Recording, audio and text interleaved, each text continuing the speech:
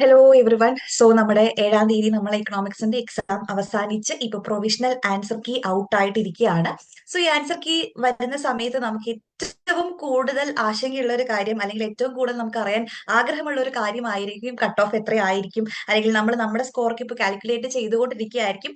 ആ സ്കോറൊക്കെ കാൽക്കുലേറ്റ് ചെയ്തിട്ട് നമ്മൾ ക്വാളിഫൈഡ് ആകാനുള്ള സാധ്യത ഉണ്ടോ എന്നുള്ളൊരു വളരെ വലിയൊരു ആകാംക്ഷ നിങ്ങൾക്ക് ഇപ്പൊ ഉണ്ടായിരിക്കും. സോ ഇന്ന് ഈ ഒരു വീഡിയോ നമ്മൾ ചെയ്യാൻ വേണ്ടിയിട്ട് പോകുന്നത് ഒരു കട്ട് ഓഫ് പ്രഡിക്ഷൻ അല്ല, നേരെ മറിച്ച് ഒരു കട്ട് ഓഫ് അനാലിസിസ് ആണ്. നമ്മുടെ കഴിഞ്ഞ ടേമുകളിലെ കട്ട് ഓഫുകൾ കമ്പയർ ചെയ്തിട്ട് ഏകദേശം ഈ ഒരു വട്ടം എത്രത്തോളം കട്ട് ഓഫ് വരും എന്നുള്ള നമ്മുടെ ഒരു എക്സ്പെക്ടേഷൻ ആണ് ഞാൻ ഇവിടെ ഷെയർ ചെയ്യാൻ വേണ്ടിയിട്ട് പോകുന്നത്. സോ അതിലേക്ക് കടക്കുന്നതിന് മുൻപ് നിങ്ങൾ നിർബന്ധമായിട്ടും നിങ്ങളുടെ റെസ്പോൺസ് ഷീറ്റ് ഡൗൺലോഡ് ചെയ്ത് വെക്കുക കേട്ടോ. കാരണം നമ്മൾ ഫർദർ ആയിട്ടുള്ള സ്റ്റഡീസിന് നമുക്ക് റെസ്പോൺസ് ഷീറ്റ് വളരെ ആവശ്യമായിട്ടുള്ള ഒരു കാര്യമാണ്. സോ നിങ്ങൾ എല്ലാവരും നിങ്ങളുടെ റെസ്പോൺസ് ഷീറ്റ് ഡൗൺലോഡ് ചെയ്ത് വെക്കാൻ വേണ്ടിയിട്ട് നിർബന്ധമായിട്ടും ശ്രദ്ധിക്കുക തന്നെ വേണം. സോ നമ്മൾ ഈ ഒരു കട്ട് ഓഫ് അനാലിസിസിലേക്ക് പോകുന്നതിന് മുൻപ് കട്ട് ഓഫിനെ ഡിറ്റർമൈൻ ചെയ്യുന്ന ഒരുപാട് ഫാക്ടേഴ്സ് ഉണ്ടെന്ന് നമുക്കറിയാം. ആദ്യം നമുക്ക് എത്രത്തോളം കുട്ടികൾ ഈ ഒരു എക്സാമിൽ അപ്പിയർ ചെയ്തിട്ടുണ്ട് എന്ന് നമുക്ക് അറിയണം.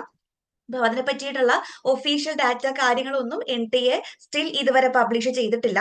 അതുകൊണ്ട് തന്നെ നമുക്കൊരു എക്സാക്ട് കട്ട് ഓഫ് പ്രഡിക്ട് ചെയ്യാൻ വേണ്ടിയിട്ട് ഇവിടെ സാധിക്കില്ല. ഓക്കെ, അപ്പം അതുകൊണ്ടാണ് ഞാൻ പറഞ്ഞിട്ടുള്ളത് നമ്മൾ എക്സ്പെക്ട് ചെയ്യുന്ന കട്ട് ഓഫ് ആയിരിക്കും ഞാൻ ഈ ഒരു വീഡിയോയിൽ പറയുന്നുണ്ടായിരിക്കുക കേട്ടോ. അപ്പം ഏകദേശം ഒരു റഫ് ആയിട്ടുള്ള ഐഡിയ ആയിരിക്കും നമ്മുടെ ഈ ഒരു വീഡിയോയിൽ നിങ്ങൾക്ക് കിട്ടുന്നുണ്ടായിരിക്കുക. അപ്പം ഈ ഒരു റഫ് ആയിട്ടുള്ള ഐഡിയ വെച്ച് നിങ്ങൾ നിങ്ങളുടെ പ്രൊവിഷണൽ ആൻസർ കീം കൂടെ ചെക്ക് ചെയ്തിട്ട് നിങ്ങൾ അടുത്ത ടേമിലേക്ക് പ്രിപ്പയർ ചെയ്യണോ വേണ്ടയോ എന്നുള്ള ഒരു ഡിസിഷൻ പെട്ടെന്ന് തന്നെ എടുക്കാൻ വേണ്ടിയിട്ട് നോക്കുക കേട്ടോ. അപ്പൊ ഈ ഒരു കട്ട് ഓഫിന് ഡിറ്റർമൈൻ ചെയ്യുന്ന ഫാക്ടേഴ്സ് നമ്പർ ഓഫ് സ്റ്റുഡൻസ് ഉണ്ടായിരിക്കാം, ആ ഒരു എക്സാമിന്റെ ടഫ്നെസ് ഉണ്ടായിരിക്കും, പിന്നെ നിങ്ങൾക്ക് അറിയുന്ന പോലെ തന്നെ ഓരോ കാറ്റഗറിക്കും വ്യത്യസ്ത രീതിയിലുള്ള കട്ട് ഓഫുകൾ ആയിരിക്കും ഉണ്ടായിരിക്കാം. ഓക്കെ, അപ്പം ഇത്തരത്തിലുള്ള എത്ര സ്റ്റുഡൻസ് അറ്റൻഡ് ചെയ്തു എന്നുള്ള ഡാറ്റ നമുക്കിപ്പോൾ കറന്റ് അവൈലബിൾ അല്ല. പക്ഷെ നമ്മൾ എക്കണോമിക്സ് എക്സാമിന്റെ പാറ്റേൺ നമുക്ക് ഏകദേശം അറിയാം അല്ലെ. നമ്മൾ മുൻകാലങ്ങളിൽ വെച്ച് കമ്പയർ ചെയ്യുന്ന സമയത്ത്, അതായത് നമ്മുടെ ഈ ലാസ്റ്റ് ടേം ആയിട്ടുള്ള ജൂൺ 2025 എക്സാം കമ്പയർ ചെയ്യുന്ന സമയത്ത് ഒരു മോഡറേറ്റ് ലെവലുള്ള എക്സാം ആയിരുന്നു നമുക്ക് ഉണ്ടായിരുന്നത്. ഒരുപാട്, അതായത് നമ്മളെ പഴയ പാറ്റേണിലേക്ക് നമ്മൾ ക്വസ്റ്റ്യൻസ് കുറച്ച് തിരിച്ചു പോയിട്ടുണ്ടായിരുന്നു. അതായത് അസേർഷൻ റീസൺ ക്വസ്റ്റ്യൻസ് ഒക്കെ നമ്മുടെ ക്വസ്റ്റ്യൻ പേപ്പറിൽ നമുക്ക് കാണാൻ വേണ്ടിയിട്ട് സാധിച്ചു.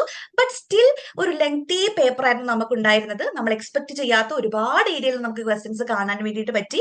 നമ്മുടെ കോർ ഏരിയ ആയിട്ടുള്ള മൈക്രോയിലെയും മാക്രോയിലെയും ഒക്കെ കീ പോയിന്റുകളിൽ നിന്നുള്ള ക്വസ്റ്റ്യൻസ് നമുക്ക് അവിടെ ആബ്സെന്റ് ആയിട്ടുമാണ് കാണാൻ വേണ്ടിയിട്ട് സാധിച്ചിട്ടുള്ളത്. അപ്പം ഈ കാര്യങ്ങളൊക്കെ ഉൾക്കൊള്ളിച്ചുകൊണ്ട് എത്രയായിരിക്കും മേ ബി കട്ട് ഓഫ് വരാനുള്ള ഒരു സാധ്യത, അല്ലെങ്കിൽ നമ്മൾ എക്സ്പെക്ടേഷൻ മാത്രമാണ് ഞാനിവിടെ പറയുന്നത് കേട്ടോ.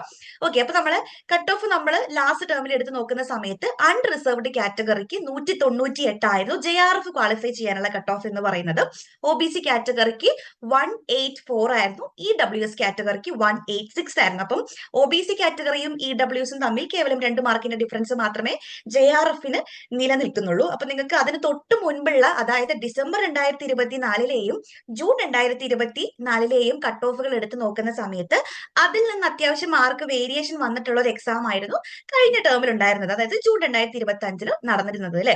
പക്ഷേ ഈ ടേമില് അൺറിസർവ്ഡ് കാറ്റഗറിയുടെ കട്ട് ഓഫിലേക്ക് നമ്മൾ വരികയാണെങ്കിൽ ഈ 198 നിന്ന് നമ്മൾ ഈ ഒരു ഡിസംബർ 2024 അല്ലെങ്കിൽ ജൂൺ 2024 എക്സാമിന്റെ കട്ട് ഓഫിലേക്ക് വരും എന്നുള്ളൊരു എക്സ്പെക്ടേഷൻ ആണ് നമുക്ക് വെക്കാൻ വേണ്ടിയിട്ട് പറ്റുക. അതായത് ഏകദേശം ഒരു 205 പ്ലസ് ഓർ -5 ആയിരിക്കും നമുക്ക് അവിടെ കൊടുക്കാൻ വേണ്ടിയിട്ട് പറ്റാട്ടോ. അതായത് ഒരു 205, നമുക്ക് എന്തായാലും 205 എന്നുള്ള സ്കോർ വരില്ല, ഇപ്പൊ ഒരു 204 എന്നുള്ള രൂപത്തിലൊക്കെ 204-നെക്കാട്ടിലും ഒരു 4 മാർക്ക് അങ്ങോട്ടും ഇങ്ങോട്ടും കൂടാനുള്ള ഒരു സാധ്യതയാണ് ഞാൻ ഇവിടെ കാണുന്നത്. അപ്പം മേ ബി നമ്മൾ ഈ ഒരു ജൂൺ 2024 കട്ട് ഓഫ് ആയിട്ടുള്ള 210ന്റെ അടുത്തേക്ക് നമ്മളെ കട്ട് ഓഫ് വരാം, അല്ലെങ്കിൽ അതിൽ കൂടാനുള്ള സാധ്യതയുണ്ട് അൺറിസർവ്ഡ് കാറ്റഗറിയുടെ കേസിൽ പറയുകയാണെങ്കിൽ കേട്ടോ. ഓക്കെ, അപ്പം 210 പ്ലസ് ആകാനുള്ള സാധ്യതയും നമുക്ക് ഇവിടെ ഉണ്ട്. അപ്പൊ നമ്മൾ ആ ഒരു എക്സ്പെക്ടേഷനിൽ തന്നെ വേണം ഇരിക്കാൻ വേണ്ടിയിട്ട്. ഇനി OBC കട്ട് ഓഫിലേക്ക് വരുന്ന സമയത്ത് JRFന്റെ കട്ട് ഓഫ് പറഞ്ഞിട്ടുണ്ടായിരുന്നത് OBCക്ക് 184 ആയിരുന്നു. അതും ഏകദേശം നമ്മുടെ ഒരു ഡിസംബർ 2024 അല്ലെങ്കിൽ ജൂൺ 2024 കട്ട് ഓഫ് പോലെ തന്നെ 196 പ്ലസ് അല്ലെങ്കിൽ 194 പ്ലസ് എന്നുള്ള ഒരു കട്ട് ഓഫ് ആയിരിക്കും നമുക്ക് അവിടെ വരുന്നുണ്ടായിരിക്കും, നമുക്ക് എക്സ്പെക്ട് ചെയ്യാൻ വേണ്ടിയിട്ട് പറ്റും. ഓക്കെ, അപ്പം ഏകദേശം ഒരു 190-ന് മേലെ സ്കോർ ചെയ്തിട്ടുള്ള OBC കാറ്റഗറിയിലുള്ള കുട്ടികളാണെങ്കിൽ നമുക്ക് മേ ബി അവിടെ JRF എക്സ്പെക്ട് ചെയ്യാവുന്നതാണ്. ഇനി EWS കാറ്റഗറിയിലേക്ക് വരികയാണ് എങ്കിൽ EWS കാറ്റഗറി നമ്മൾ ഈ പറഞ്ഞ പോലെ തന്നെ അൺറിസർവ്ഡ് കാറ്റഗറിന്റെ കേസിൽ നമ്മൾ 210+ എന്ന് പറഞ്ഞിട്ടുണ്ടെങ്കിൽ ഒബ്വിയസ്ലി നമ്മൾ EWS കാറ്റഗറിയിലും ഈ പറഞ്ഞ പോലെ തന്നെ നമ്മൾ ഏകദേശം ഒരു 200+ തന്നെ നമ്മൾ JRFന് എക്സ്പെക്ട് ചെയ്യേണ്ടതായിട്ടുണ്ട് കേട്ടോ. കാരണം EWS കാറ്റഗറി നമ്മൾ December 2024 194 cut off, June 2024 200 cut off. അപ്പം എന്തായാലും ഈ ഒരു ടേമിൽ 200+ കട്ട് ഓഫ് പോകാനുള്ള സാധ്യത അവിടെ നിലനിൽക്കുന്നുണ്ട്.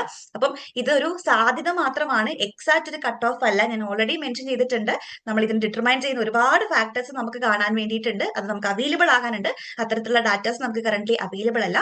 സോ ഇപ്പം ഏകദേശം നിങ്ങളുടെ റെസ്പോൺസ് ഷീറ്റ് നോക്കിയിട്ട് ഒരു അൺറിസർവ്ഡ് കാറ്റഗറിയിലുള്ള കുട്ടികളാണ് 210 മേലെ സ്കോർ ഉണ്ട് എങ്കിൽ നമുക്കൊരു ദർ ഇസ് എ ചാൻസ് എന്ന് നമുക്ക് പറയാൻ വേണ്ടിയിട്ട് പറ്റും. OBC ആണെങ്കിൽ ഞാൻ ഈ പറഞ്ഞ പോലെ 194 മേലെ നിങ്ങളുടെ സ്കോർ ഉണ്ടെങ്കിൽ അവിടെ നമുക്ക് ചെറിയൊരു സ്കോപ്പ് ഉണ്ടെന്ന് പറയാൻ വേണ്ടി പറ്റും. EWS ആണെങ്കിൽ 200+ സ്കോർ ഉള്ള കുട്ടികളാണെങ്കിൽ അവിടെ നമുക്കൊരു സാധ്യത കാണാൻ വേണ്ടിയിട്ട് പറ്റും. ഇത് JRFന്റെ കേസാണ്. ഇനി നെറ്റിലേക്ക് വരികയാണ് എങ്കിൽ നമുക്ക് ഈ ഡിസംബർ 2024 പാറ്റേണിലായിരിക്കും, അതായത് ഡിസംബർ 2024 എക്സാമിന്റെ സ്കോറുമായിട്ട് കണക്റ്റഡ് ആയി നിൽക്കുന്ന സ്കോർ ആയിരിക്കാം നമുക്ക് വരുന്നുണ്ടായിരിക്കാം. അൺറിസർവ്ഡ് കാറ്റഗറിയുടെ കേസിൽ നമ്മൾ എടുക്കുകയാണെങ്കിൽ ഏകദേശം 180+ തന്നെ ആയിരിക്കും, 180+ തന്നെ ആയിരിക്കും ഇത്തവണത്തെ നമ്മുടെ നെറ്റിന്റെ കട്ട് ഓഫ് എന്ന് നമുക്ക് പറയാൻ വേണ്ടിയിട്ട് പറ്റും. OBCയുടെ കാര്യം എടുക്കുകയാണെങ്കിൽ എന്തായാലും 162 ആയിരിക്കില്ല കട്ട് ഓഫ്, എന്തായാലും അതിനെക്കാട്ടിലും കൂടുതലായിരിക്കും.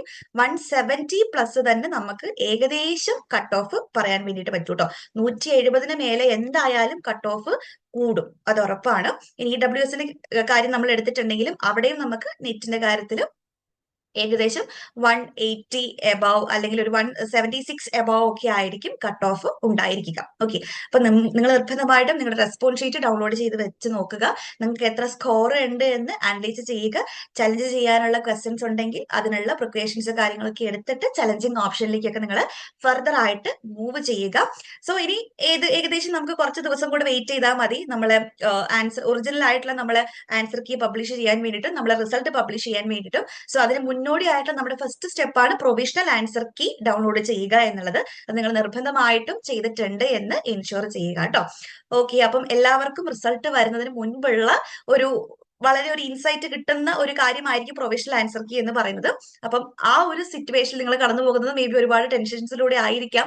എന്റെ സ്കോർ കട്ട് ഓഫിലേക്ക് എത്തുമോ എന്നുള്ള ഒരുപാട് ഡൗട്ട് നിങ്ങൾക്ക് ഉണ്ടായിരിക്കും. അപ്പം അത്തരത്തില് ഏകദേശം ആശങ്കയിൽ നിൽക്കുന്ന ആൾക്കാരാണ് എങ്കിൽ പ്രിപ്പറേഷൻ സ്റ്റാർട്ട് ചെയ്യേണ്ട സമയമാണിത്. അപ്പൊ നിങ്ങൾ പ്രിപ്പറേഷൻ പഴയ സ്റ്റാർട്ട് ചെയ്ത് തന്നെ തുടങ്ങാം കേട്ടോ. Okay, thank you.